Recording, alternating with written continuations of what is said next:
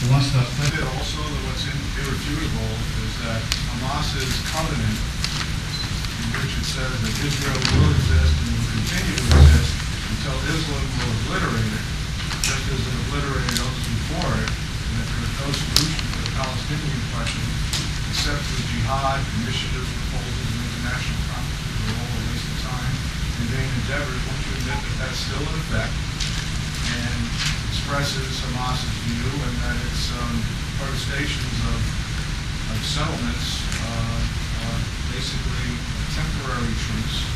Al-Zahar, who is the overall leader of Hamas in the Gaza Strip, told the Chinese News Agency in 2006 that I hope our dream of having an independent state on the entire territory of historical Palestine will be realized one day. The dream will become real one day. I'm certain of this because there is no place for the state of Israel on this land.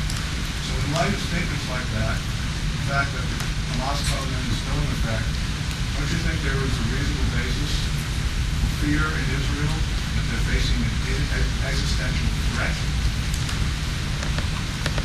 Well, I think here you have a classic example of a standard lawyer's tactic. When you can't answer the facts, change the subject. What is the subject? You know, I don't think that was the subject. The subject was what happened in Gaza during those 22 days. Was there a war in Gaza, or was there a massacre in Gaza?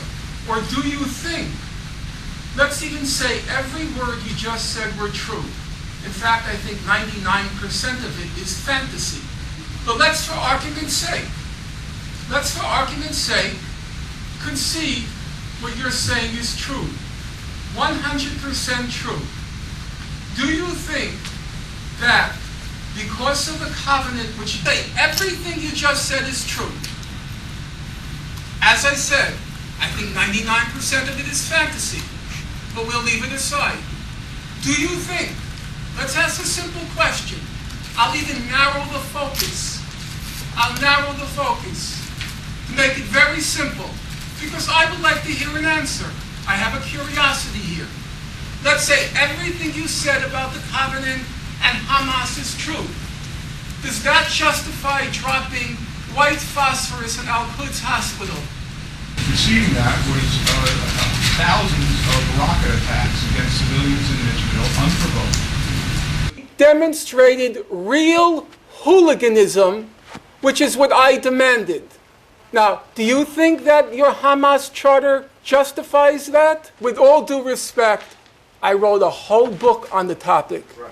I go through every single point, beginning with the ceasefire on June 19th, a ceasefire which the Israeli Ministry of Foreign Affairs said, and now I'm quoting it, Hamas was careful to maintain.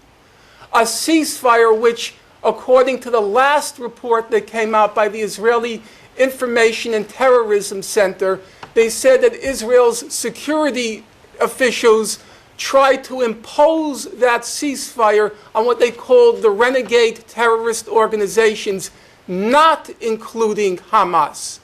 Hamas was careful to maintain the ceasefire. The exact words from the Israeli Ministry of Foreign Affairs. What happened with the ceasefire? There's no dispute. There's no doubt. Go to Amnesty International's report for 2009, and they'll tell you the ceasefire was maintained for 4.5 months until Israel on November 4th entered Gaza and killed 6 Hamas militants. That, Amnesty says, is when the ceasefire broke down. Even though the ceasefire broke down, Hamas kept saying up until the last day, up until December 26th, we're willing to renew the ceasefire. We're willing to renew the ceasefire. But Israel had to honor the original terms of the ceasefire. The original terms brokered by Egypt was Hamas would cease its rocket and mortar attacks on Israel, but Israel had to gradually lift the blockade of Gaza. A blockade which Amnesty International called, and now I'm quoting them, a flagrant violation of international law, a blockade which the Goldstone report called a possible crime against humanity, a blockade which when the former UN High Commissioner for Human Rights, Mary Robinson, went to Gaza, she said, and I'm quoting her on November 3rd, she said, "A whole civilization is being destroyed before my eyes." And Hamas was saying, we will renew the ceasefire. We will renew the ceasefire if Israel implements the terms of the original ceasefire. Armin Rosen from Interpress Service. I'm a bit puzzled why you identify Goldstone's Jewish identity as the reason for the outcry against the report in Israel. Personally, I think it had a lot more to do with the legal exposure that it established for a lot of people involved in the events in Gaza. And also, if you go to Moshe Harbatal's article in the Republic a few months ago, which has turned into sort of the definitive rebuttal to the Goldstone report, there is not a single mention of Goldstone's Jewish identity. So I'm wondering why I fixated on that. Second of all, in a chapter of your book that was posted on Counterpunch, the website, you said that the New Yorker had avoided writing anything about the Gaza war. And I'm wondering if you just never saw the 6,000-word article that Lawrence Wright published about the Gaza war in the New Yorker late last year, and why you ignored that in the book. I write about the Lawrence Wright article in the book. As to your first question, well, the answer is quite obvious, because that's what Israel focused on. They kept saying that Mr. Goldstone is a traitor to the Jewish people, that Mr. Goldstone has betrayed the Jews, that Mr. Goldstone's a self-hating Jew. They kept focusing. It was not Goldstone who brought up that issue. It was Israel and its supporters who kept bringing up that issue, exactly for the reason that Mr. Gideon Levy said, because the messenger was now propaganda-proof. They couldn't use their usual slurs against him. You have to remember, most of you will certainly remember, when Jimmy Carter wrote his book, Palestine, Peace, Not Apartheid, Jimmy Carter, they said he was an anti-Semite, a Holocaust denier, a supporter of terrorism, an apologist for Nazism. They pulled all the stoppers, and that's Jimmy Carter.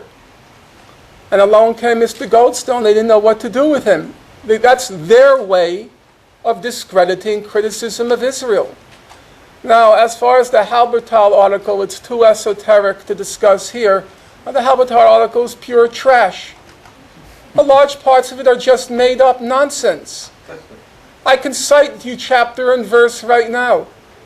Israel had this technique in Gaza of knocking on rooftops. We called its knocking technique, in order, they claimed, to warn Palestinians before an attack.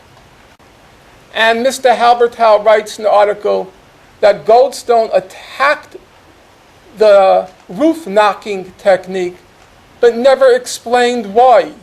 That's what Halbertal wrote. That's a complete lie. Goldstone was very clear on why that technique was sinful. He said, first of all, because many of the tappings didn't just tap, they demolished the whole structure. And number two, he said, if you're in the midst of a war and you hear a tap, how do you know it's a tap? How do you know it's a warning? How do you know it's just not another attack? He said all the Israelis had to do was make a second phone call. They didn't have to use this roof tapping technique. They could have just, if they made a call and the person wasn't responsive, Mr. Goldstone said, make a second call. Now, you may disagree with Goldstone, but you can't say, as Moshe Halbertal said, that Goldstone never explained himself. He completely explained himself.